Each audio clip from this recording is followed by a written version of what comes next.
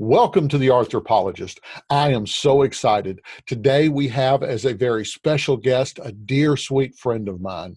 She and I attended college together over 35 years ago. Now, after graduation, our careers took very different paths, but now she is on the Arthropologist to show us her latest works and tell us about the new career path she is on. Welcome, Melissa Thorson. Thank you, Bill. It's so good to be here. It's so good to reconnect after all these years, and I'm really excited about your Arthropologist show, and I'm honored to be a guest. Fantastic. Well, I want to go on and just get right into it. Tell us what's going on in your world and how you got here. Yeah, well, just to sort of put many decades into a nutshell, as you mentioned, we attended college together. Now, I grew up in Phoenix, Arizona, so I'm from the Southwest and lived there all my growing up years until I came to college at Belhaven College, as it was then called, in Jackson, Mississippi. I had family connections in Jackson. My mother's family was from there, so that was how that came about, that I attended college in Mississippi at Belhaven. Studied art. I knew from a very young age that somehow, some way, I wanted to be involved with art. It was a very distinct sort of epiphany I had in my young years, and so there was never any question about that. I knew I wanted to study art and somehow be involved with art, and I assumed that meant doing art. So in college, I mainly did drawing and printmaking, but as I got towards the end of my college years, I was getting increasingly uneasy. And it wasn't just the normal sort of, junior, senior panic of how am I going to find a job? I mean, I'm sure it was that too, but there was a deeper thing going on. I was feeling really dissatisfied with my level of understanding of what art is really about. I was making pieces, I was getting good feedback. At one level, I felt like I, sort of knew what I was doing, but at a deeper level, I felt like I just didn't have a clue about any of it, what any of it means, what is it for, and above all, how can I know if it's any good? How can I know if my work is good? That was something that really haunted me. I really felt a sort of a lack of understanding of the criteria, and really felt sort of at sea about that. So another thing that I've always been interested in and fairly good at is academic studies. So that was always a strong suit for me as well. And I had to take art history courses, of course, as an undergraduate art student. And I found myself getting more and more interested in art history for its own sake. What I didn't really understand at the time, and maybe I can kind of circle back to this at the end of the little narrative here, is that I think that I was really looking for a way to understand art and art making more deeply. And so I found myself gravitating towards art history rather than studio art making. And so when I graduated college, I went on to do a master's degree at Emory University in art history. And then I, found that I was really enjoying that process, the scholarly life, the scholarly world, got more and more interested in that. So I decided to keep going and go on and get a PhD. And so I pursued PhD studies likewise at Emory University. In the course of that, ended up going to Germany, where I lived for 9 years while I finished my dissertation, and then stayed on for a while after finishing the PhD. I lived in Marburg, which is a wonderful medieval university town, sort of right smack in the middle of Germany, about an hour north of Frankfurt. So lived there for 9 years, also did a lot of translating during that time. I translated museum catalogs, art and architectural journals, books, things like that. And then also had 2 children, which changes your life as well. And then in 2001, the opportunity came to come back to the United States and to take a position at my alma mater at Belhaven College. It was still called Belhaven College at that point. So I became a professor of art history at Belhaven And that's where I've been for the last 19 and a half years. But now, as of the filming of this video in May of 2020, I am stepping down from that position, and I'm going to be pursuing various freelance activities, first and foremost, work as an artist again. Well, fantastic. Let me ask you just a couple of questions, and is related to some of the history you just told us. Your command of German must have had to have been pretty extensive, because you would be dealing with a lot of words that even I would think the average German wouldn't know, because you would be dealing with aesthetic terms, technical terms in the arts, and so forth. So your command of the language had to go really above and beyond even what the normal speaker would know. Is that correct? Yeah, well, that's true. And you know, German and German language really is one of my other great loves and passions in life. And that's another thing I really was always interested in as a child, even as or since childhood. Even as a child, I took some German lessons. I took it in high school. I took it in college. Still couldn't really speak it. But then in graduate school, while I was working on my master's degree, I had the opportunity to go to Europe for the first time. And it wasn't to Germany, it was to France, through Emory's summer study abroad program for their graduate students. I had the chance to spend 6 weeks in Paris and also in other parts of France one summer. And so I fell head over heels in love with Europe. That was the first time I'd been abroad. It was just everything that I had been looking for. And so from that point on, I was bound and determined I was going to get back there somehow.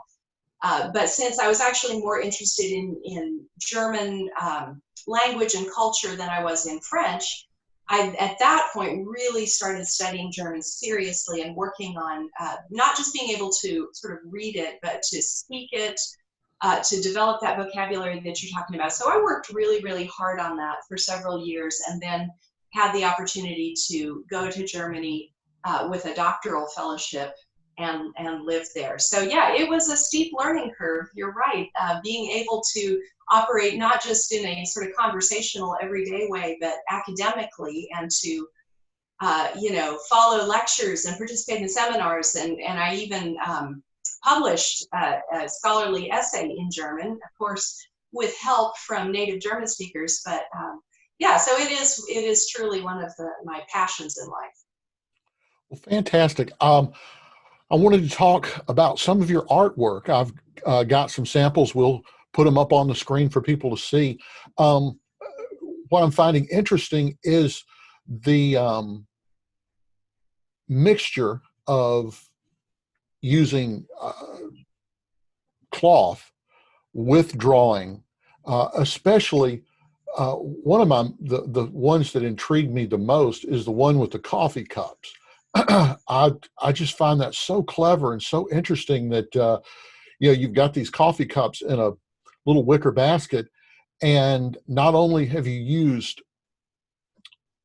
strips of cloth as the background, but also using the cloth inside the cups to show, I guess, there's coffee or tea in it. I'm assuming coffee since it's so dark, but I guess it could be I mean, anything. the piece is called, I think it's called Still Life with Teacups. So let's call them teacups. Okay, teacups.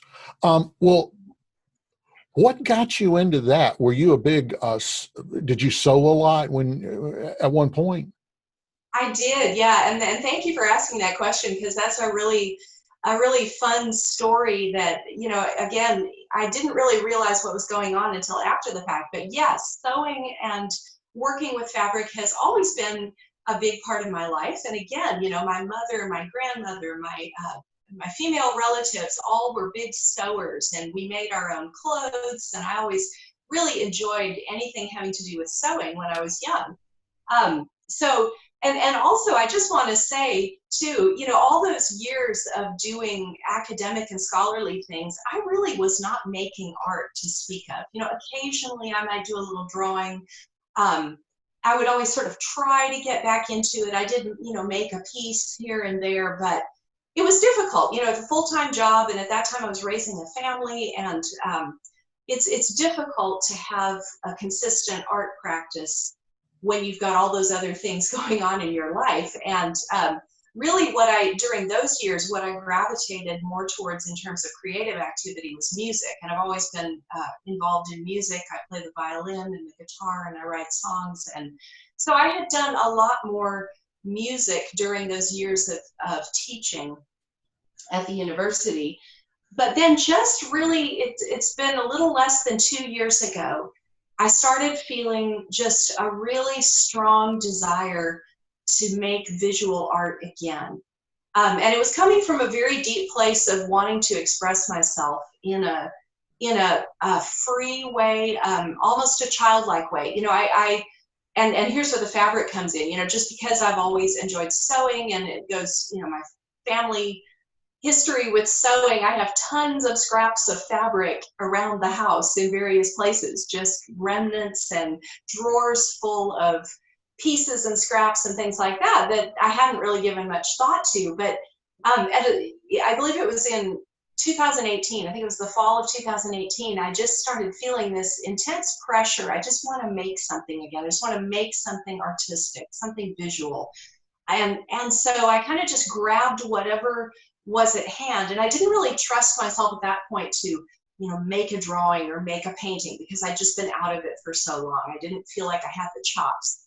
And so I thought, what can I just want to work with color. I want to make something beautiful. So I started playing around with scraps of fabric and just gluing them onto old pieces of mat board and making little compositions. And I was thinking this is just pure therapy.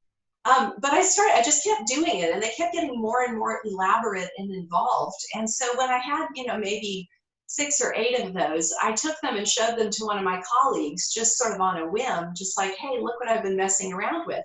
And I got really great feedback from my colleagues, from my students that I showed them to. And so at that point, I realized, hey, I might be onto something here. This might be a valid process that I'm engaging in, something that I could really develop into something more sort of substantial. So I kept going with working with mainly just the fabric, but meanwhile, I was also really trying to get my drawing back up to speed.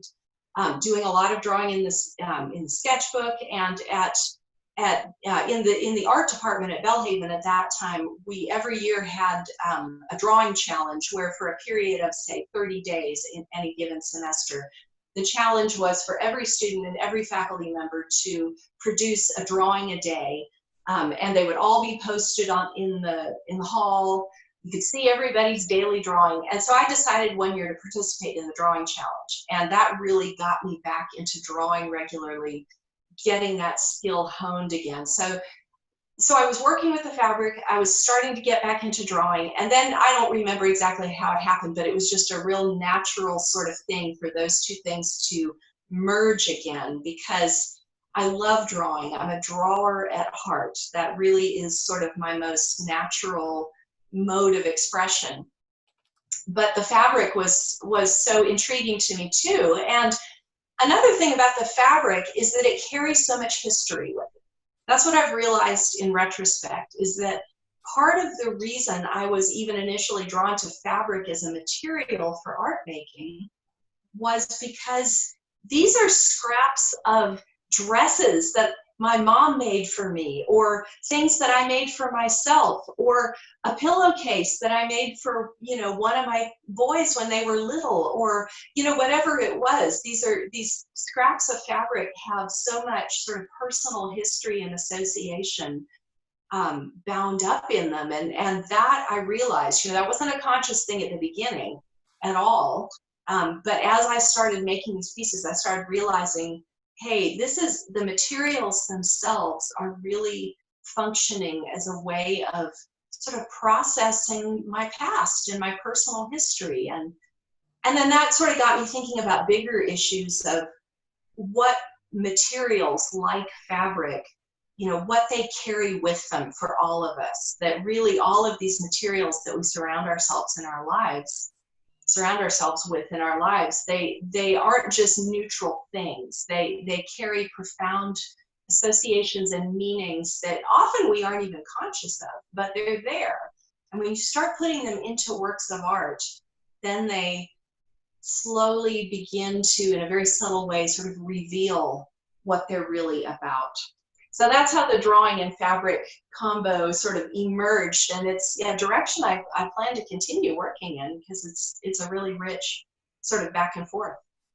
And you had said something, I believe, about that you were hoping to maybe do some commissioned work where you could take scraps of cloth from someone's past and integrate that into some sort of a work of art.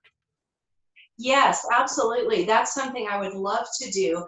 I don't know, maybe at some point you want to talk about just sort of the straight still life drawings that I've also been doing, because do you want me to just talk about that a little bit? Because that sort of fits with the commission piece there. Yes, absolutely. Yeah, so in terms of, leaving the fabric aside, as I got more sort of proficient with the drawing again and more comfortable using that as a medium, I started to also produce just straight drawings, sometimes with color, sometimes using pen and ink and watercolor wash or watercolor pencils, sometimes just graphic media like charcoal or pen and ink by themselves. Um, but I gravitate towards basically, what would traditionally be called still life, just objects and sort of scenes, more or less from everyday life.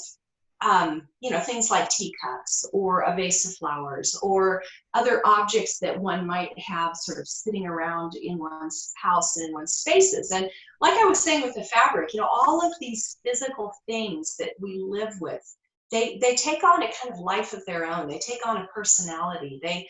And sometimes we are aware of this and sometimes we're not, that, objects begin to accumulate profound layers of meaning. Why do we buy souvenirs when we travel? We buy little things because we want to remember experiences. So objects basically are the receptacles for experiences. Experiences are very fleeting and they come and go, but our memories of them, we hold on to those experiences, not just in our memories, but also in the things that we surround ourselves with that are associated with those memories. And so usually people's homes are full of things that really have a whole lot of personal meaning to them and really encapsulate and embody their personal history. And so I started realizing that about the things in my own house as I was drawing them. And I realized that drawing is a way to not just make a pretty picture, but to actually sort of foreground or bring to light these deep personal meanings and associations that are invested in things. And so as I've been sort of doing that for myself with things like those teacups, the teacup picture with the fabric that you referenced, those teacups came from somewhere and from someone, and they have a certain meaning to me and a certain history. And so I was doing that for myself, and then I realized, this is something I have to offer. Perhaps people, perhaps other people too would enjoy and appreciate having an image or a picture of these things that really, in a more focused or sort of nuanced way, expresses the personal qualities that are bound up with these objects. That's not something that you can put in words. And when you see it in a picture, it's not that you can exactly quantify, why and how does this communicate those meanings, but the beauty and the sensitivity with which something is represented is one way of getting at that deeper layer of personal history and meaning. So all of that to say, you had spoken about commissions. Yeah, as I am developing my freelance career as an artist now, that's one thing I'm really interested in doing is creating these kinds of images for other people with their things, with the objects that are meaningful to them, or the spaces, maybe the corner of a room or part of a house or a little shelf that, has a particular sort of personal history associated with it. And you mentioned the fabric. that would be a really wonderful thing to be able to incorporate too. I haven't actually done that for anyone yet, but definitely that's an idea that's in my mind. So yeah, there are a lot of possibilities, but I am really interested in creating works for other people that will help to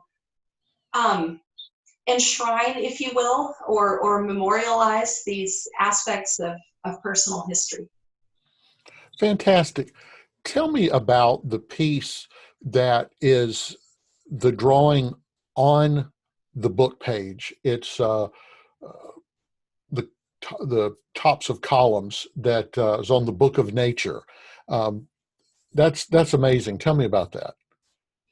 Sure, yeah, that's a really recent piece. And that's a new direction that I'm exploring, that the idea of drawing on book pages. I mean, I know there are other artists, there are, a number of other artists that do that sort of thing, but that had not really been on my radar. I actually had not seen anything like that anytime recently. So I don't even know where that idea came from. That was one of those moments of inspiration, whether from without or from within, that I have a book of texts from the Renaissance period, primary source material from the Renaissance. And I have two copies of the book, so I have this extra copy. And again, I don't know, gift from God, this idea that just sort of came into my mind of, hey, you could draw on these pages. You got an extra copy of this book, you could use it to draw on. So I just started experimenting with that. And that piece that you're referencing is now the fourth finished piece of that, in that vein, that I've done.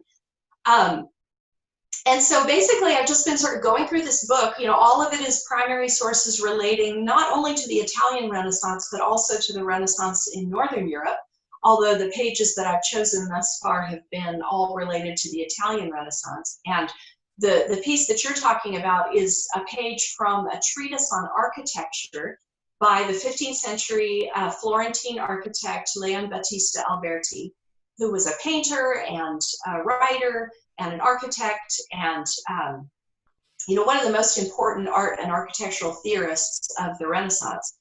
And so he wrote a book on building, and it was excerpted in this book that I have. And so I started thinking about, the observations he was making about the way that the ancients, meaning the Greeks and the Romans, built and created their architecture, which the Renaissance was, of course, trying to revive. And so just sort of working from prompts in the little bits of text that are there on the page. I just wanted to create a sort of an evocative montage of the three major classical orders that he's talking about there: the Corinthian, the Ionic, and the Doric, or the Roman/Renaissance version of that is the Tuscan order. So as I've started working that way, I've just really been enjoying the interplay of the words and phrases on the page with the images, and I'm allowing the words and the words and the phrases to suggest the kind of imagery that I'm going to put on the page. And then, as I put the images down, certain other words and phrases become more important, and so I kind of try to bring those forward. So yeah, that's been a really fun process to explore, and I hope to do a lot more of it. Great. Tell me about the sketch that you've got of a building in, I don't know, is it Germany? It's the outside. No, that's London. Yeah. Okay. So right, that's another. I'm kind of all over the place with my interests here, but architecture has always been very fascinating to me. So as an art historian, my area of research back when I was writing my dissertation had to do with ancient and medieval city planning. So, I was studying sort of broader themes and ideas related to architecture with theories of urban planning in antiquity and the Middle Ages. And then in my translating work, I've done a lot of work I've translated a lot of texts related to architecture. That was a niche or a vein that I got connected with. And so I did a lot of work when I was living in Germany with architectural journals and things like that. So So architecture has always been a real interest of mine. And so when I go to places like Europe, now that particular drawing that you're referring to, that was from um, several weeks, or actually about a month, that I spent in London last year. And that was when I was really getting back into drawing. And so I took it upon myself almost every day to go out and draw on location somewhere. And that was really great for, getting my chops back. And I just love the experience of drawing on location. I have to say that, I will work from photographs if I have to, but there is no substitute for drawing from life. And with those still life drawings, by far, those are done, the majority of those are done from life, because that connection, that immediate visual connection to the subject matter, not mediated through a photograph that has already sort of flattened everything out. That experience is central to who I am as an artist. And like I said, sometimes you have to work from photographs. You can't always do everything on location, but that primary connection to actually be in the physical presence of your subject matter. So in the case of the buildings, of course, everywhere in Europe, there are just amazing buildings of all vintages, from ancient, medieval, Renaissance, 18th century, even 19th century, and on into the modern architecture of the 20th century. There's just so much to see and to draw. So that's a real love of mine. I had hoped to be able to, I was planning another month in London just right now. Like at the time of this recording, I would have been in London if COVID-19 hadn't hit. So here I am at home in Mississippi, dreaming about being in Europe on location, drawing architecture. So I hope that I'll be able to get back and do that again when the madness subsides. Right. Just a technical question about your architectural drawing. Did you do a great deal of preliminary work with pencil to get your perspective and some things established, your shapes, or did you just start with the pen and just work into it? A little bit of preliminary pencil work, just to get the basic proportions established. I try not to do more than that. I try to use the just really light initial pencil sketch just for purposes of establishing the overall proportions, kind of just blocking in the large forms. But I really believe that in terms of the details, what I was just saying about needing to be in the physical presence of the subject matter, when your eyeballs are actually on a physical thing and you are in that space, there's a level of sensitivity of response that you can achieve with the pen as you are looking at your subject matter and making the mark. And so, my goal is always, get the basic shapes established with pencil, because you do have to erase and redo and, figure that out. But then when it comes time to start actually recording the specific elements, do that with your eyeballs on the thing, because that's how you can establish that sensitive quality of line, or at least that's the best, that's the optimal situation. Right. And I know from my own experience, the thing I love about plein air painting or urban sketching is that all of your senses are involved. So the sense of smell and what you hear and even taste or whatever, it's all associated with that. And it helps you to focus on your subject a lot better and whittle down to the essentials. It's easy when you're working from photographs to just focus on things that just don't matter. Whereas if you're there and you're in the moment, you can't get distracted because there's a lot of things are changing. People will get in the way, things will move, the light will change. That's exactly right. Yeah, you really hit the nail on the head. That is exactly right. It forces you to get to that essence and really to capture those details that matter, as opposed to all the ones that don't really matter. So yeah, that's very well said, Bill.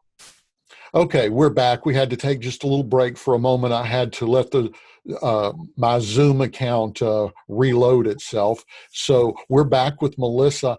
And Melissa, I wanted to revisit something you said because I thought it was so profound. You said that when you were doing the still lifes, that still lifes, the objects are receptacles for memories. And I thought that is just so profound. But it also reminded me of something that's on the opposite end of the spectrum. Where Jesus says in Matthew 6, lay not up treasures for yourself on earth where thieves can steal and moths can eat up. But, what you were talking about, there's a difference between just greedily accumulating objects just for the sake of having objects. But the difference for what you're talking about is that these objects, it's not just being in love with them for themselves, but it's the association of the memory, usually of other people and our love for other people that is associated with those objects. And that's the real difference. You're absolutely right. I'm so glad you brought that back up. And I think that it even goes a level deeper than that, and it goes to the most profound nature of our human reality, of what we are as human beings, is that we are both bodies and souls. And this is really sort of the deepest mystery of the creation of created existence, is that God has made us as both physical and non-physical beings. And God himself is a spirit and doesn't have a body, and we can't see God, and yet God in Jesus becomes flesh, and so we see him, and our hands have touched him, as John says in his epistles, our hands handled and our eyes beheld.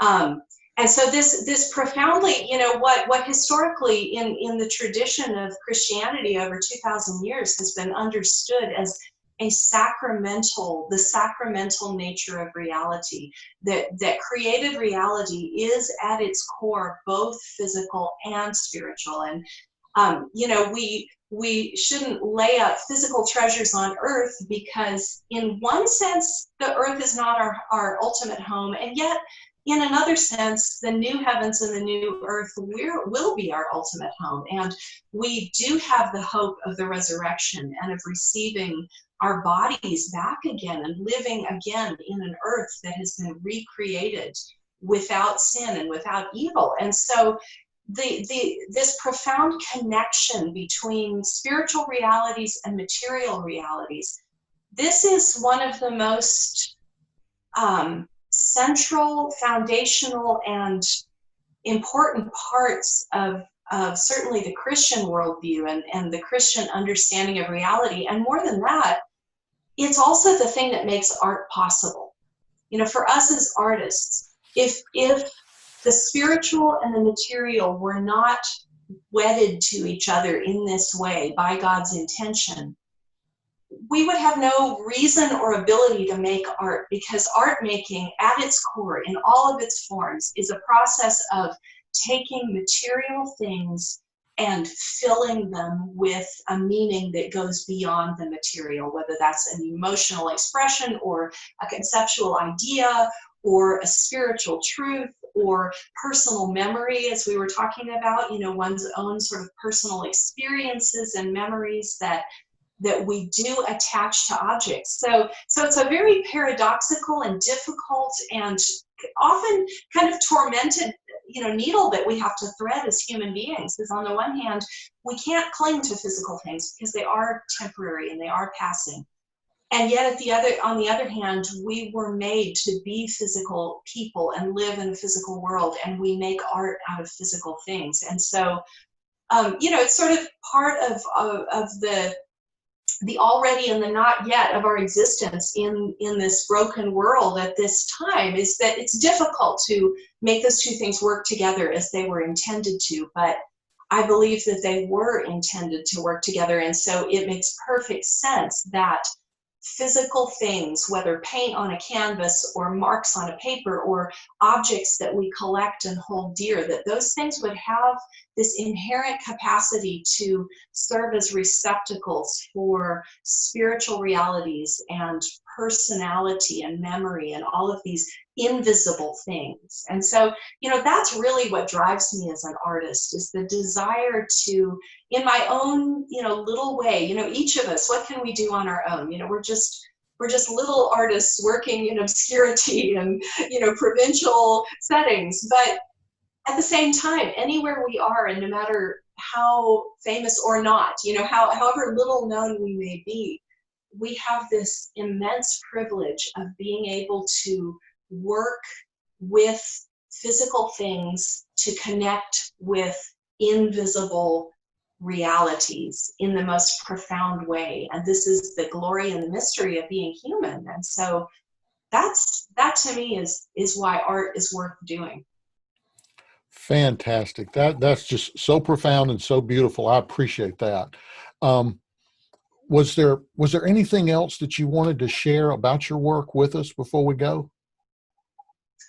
Um, well, the one last point that might just be interesting to address, because it's something that I think about a lot as an art historian, particularly because I do have, all these years of teaching art history behind me, and I love to go to museums. I mean, to me, one of the worst aspects of this whole COVID-19 business is that the museums are closed. And as I mentioned earlier, I had been planning a trip to Europe, and when I go, I spend days and days and days in museums. I just love to experience the art of the past. And so one thing I have thought about for many years as an art historian, teaching artists, because that's what I was doing. I was teaching art history to aspiring artists. I was not teaching art history majors. I was not teaching students who were going to go on to become art history scholars necessarily, but really students who wanted themselves to make art in some way, shape, or form. So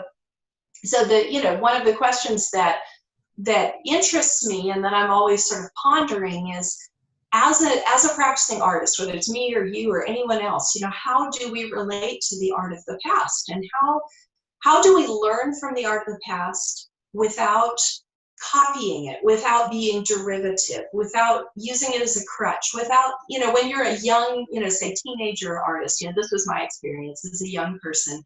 One of the things that just got me so turned on to art was looking at particular artists from art history. So even as a junior high or high school student, there were certain artists that I discovered that I just loved. And when you're a sort of an immature artist, you think, oh, I want to paint just like that, or I want to do exactly that thing because it moves me so profoundly. I just find it so fascinating.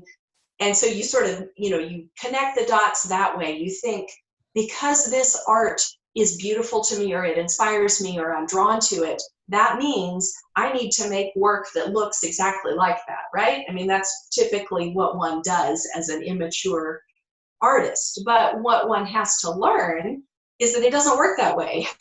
There's almost like two sides, if you want to think of it in terms of left brain and right brain, maybe, or at least, two ways of operating as an artist. On the one hand, you've got the side that needs to be always taking in all of this inspiration, all of this, exposure to the art of the past, seeing as much as you can, noticing who am I drawn to, whose work do I admire the most, where do I feel that sort of natural pull that, ooh, I want to make art that somehow is like this. So doing all of that, but then almost in a separate compartment, side by side with that, exploring your own process authentically and trying to interact as directly as possible with your reality in a visual way, sort of letting those things coexist, but not prematurely trying to make a connection. And that's a tricky thing to do. That's a tricky tightrope to walk.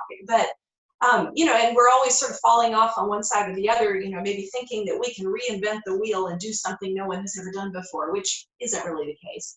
or going to the other extreme and thinking, oh, I want to just copy this artist from the past because I like the work so much.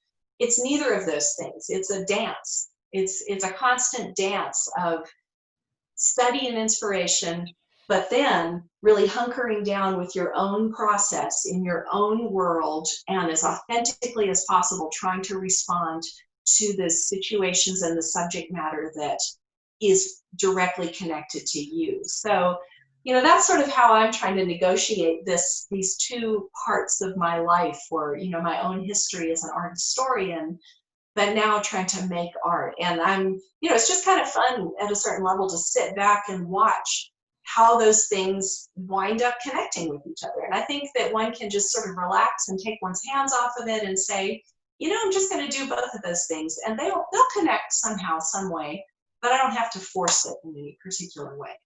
Right. Well, this has been fantastic, Melissa. Thank you so much for being with me today. Tell everyone what your website is, Facebook. Tell us how we can find your work. Sure. Well, first of all, thank you. It has really been a pleasure to have this conversation, and I'm a fan of your YouTube channel, so it's really been a privilege to be able to do this. So I have a website. It's my name, melissathorson.com. So that's all you need to type in, melissathorson.com. And I do have a couple different series of work for sale on that website, and I'm always adding to it, and hope to put more content up there in the future. I'm also on Instagram. That's where I probably post the most, is on Instagram at melissa.thorson.studio. melissa.thorson.studio on Instagram, and then also on Facebook, Melissa Thorson Studio. I have an artist page on Facebook. So I'd love if your listeners and watchers would connect with me there. And yeah, I hope to get a blog started before too long. And so if anyone is interested in subscribing to that when it comes out, I would love to connect with you. All right. Well, thank you, Melissa. Thank you so much. And thank you guys for watching. I'm Bill Wilson, and I'm the Arthropologist. If you've enjoyed this episode of The Arthropologist, please hit the like button. And if you'd like to see more episodes like this, think about subscribing. I'm Bill Wilson, and I'm the Arthropologist.